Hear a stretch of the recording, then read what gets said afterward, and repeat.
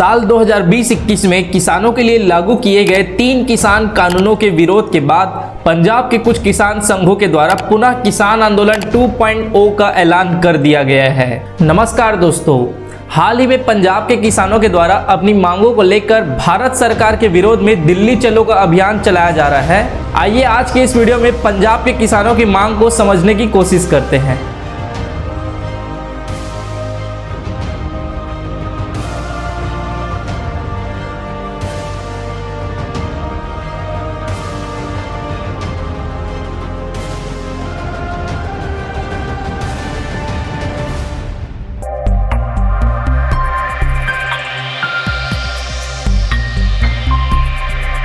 दरअसल दोस्तों, साल 2020-21 में भारत सरकार के द्वारा किसान कानून लाया गया था, जिसके विरोध में पंजाब के किसानों ने आंदोलन चलाया था। लेकिन अभी पंजाब के किसानों के द्वारा जो किसान आंदोलन 2.0 चलाया जा रहा है, वह किसी कानून के विरोध में नहीं बल्कि अपने ही मांगों को लेकर दिल्ली की ओर चल पड़े हैं। यह आंदोलन कृषि कानून के विरोध जैसा व्यापक नहीं है।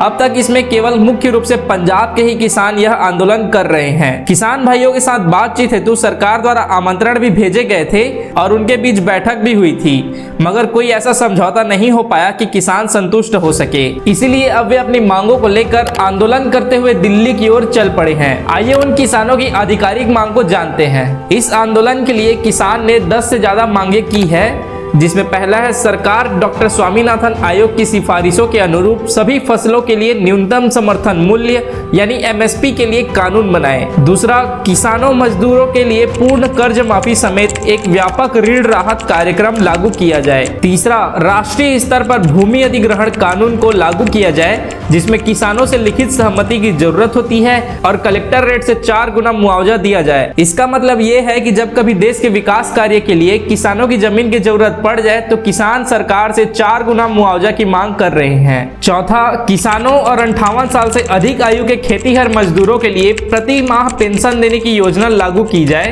पांचवा, दिल्ली आंदोलन के दौरान जान गंवाने वाले किसानों के परिवारों को मुआवजा दिया जाए और उनके परिवार के एक सदस्य को रोजगार भी दिया जाए। छठवां, लखीमपुर खीरी हिंसा के पीड़ितों को न्याय मिले। सातवां, कृषि वस्तुओं, दूध उत्पादों, फल सब्जियों और मांस पर आयात शुल्क कम करने के लिए भत्ता बढ़ाया जाए। आठवां, महात्मा गांधी राष्ट्रीय ग्रामीण रोजगार गारंटी अधिनियम मतलब मनरेगा को बढ़ाया जाए। दिहाड़ी मजदूरी 700 रुपए की जाए और सालाना 100 दिन से बढ़ाकर 200 दिन का रोजगार मिले। इसे कृषि गतिविधियों के साथ एकीकृत किया जाए। नौवां, बीज गुणवत्ता मानकों में सुधार के लिए नकली बीज, कीटनाशकों और उर्वरक बनाने बेचने वाली कंपनियों पर सख्त कार्रवाई की जाए। 10वां, बिजली की बराबर पहुंच सुनिश्चित हो, इसके लिए विद्युत संशोधन विधेयक 2020 को रद्द किया जाए। 11वां, मिर्च, हल्दी और बाकी सुगंधित फसलों की खेती को बढ़ावा देने के लिए एक राष्ट्रीय आयोग की स्थापना की जाए।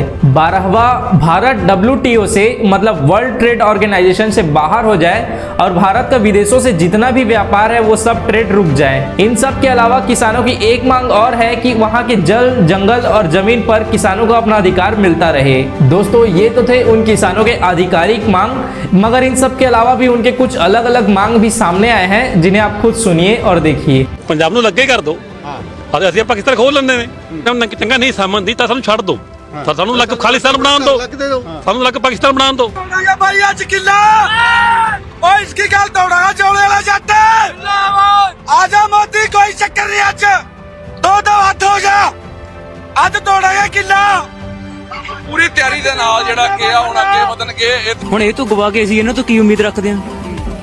ਸਾਨੂੰ ਇਹਨਾਂ ਤੋਂ ਕੋਈ ਉਮੀਦ ਨਹੀਂ ਹੈਗੀ। ਅਸੀਂ ਆਜ਼ਾਦ ਪੰਜਾਬ ਚਾਹੁੰਦੇ ਹਾਂ, ਸਾਂਝਾ ਪੰਜਾਬ, ਖਾਲਿਸਤਾਨ ਪੰਜਾਬ ਨੂੰ।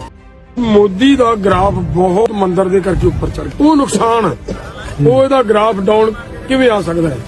ਮੈਂ ਬਹੁਤ ਵਾਰੀ ਜਦੋਂ ਮੈਂ ਪਿੰਡਾਂ ਦੇ ਵਿੱਚ ਤਿਆਰੀਆਂ ਕਰਾਉਂਦਾ ਫਿਰਦਾ ਸੀ, ਬਹੁਤ ਵਾਰੀ ਲੋਕਾਂ ਨੂੰ ਇਹ ਕਹਿੰਦਾ ਸੀ ਕਿ ਮੌਕਾ ਬੜਾ ਥੋੜਾ, ਗ੍ਰਾਫ ਉਹਦਾ ਬੜਾ ਉੱਚਾ ਚੜਿਆ, ਦਿਨ ਸਾਡੇ ਕੋਲੇ ਥੋੜੇ ਆ। ਕੀ ਅਸੀਂ ਇਹਨੇ ਥੋੜੇ ਦਿਨਾਂ ਦੇ ਵਿੱਚ ਗ੍ਰਾਫ ਇਹਦਾ ਡਾਊਨ ਕਰ ਲਾਂਗੇ? केंद्र सरकार जिस फॉर्मूले के आधार पर हमारे देश में 22 फसलों का एमएसपी तय करती है, वो एमएसपी किसानों द्वारा मांगे जाने वाले एमएसपी से 25 से 30% कम होता है।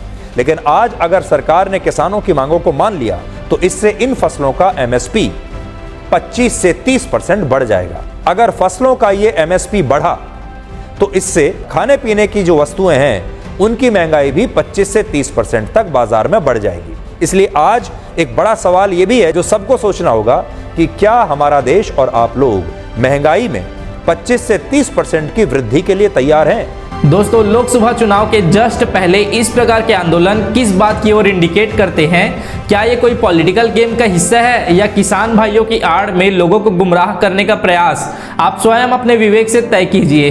बाकी इस प्रकार के आंदोलन देश के हित में कभी भी सही नहीं होते हैं। इससे अन्य विभिन्न वर्गों के लोगों के साथ आम लोगों को भी नुकसान उठाना पड़ता है और देश की कानून व्यवस्था भी अस्त व्यस्त हो जाती है। इस आड़ में पॉलिटिकल गेम की वजह से देश में हिंसा होने का खतरा भी बना रहता है। दोस्तों, किसानों का जो भी मांग तर्क संगत है, सरकार को उसे समझना चाहिए और देश के हित में जो भी आवश्यक कदम उठाया जाने की आवश्यकता है उसे किया जाना चाहिए। वैसे इस आंदोलन के प्रति आपका क्या विचार है, कमेंट करके जरूर बताइए। फिर मिलते हैं किसी नए वीडियो में नए टॉपिक के साथ। धन्यवाद।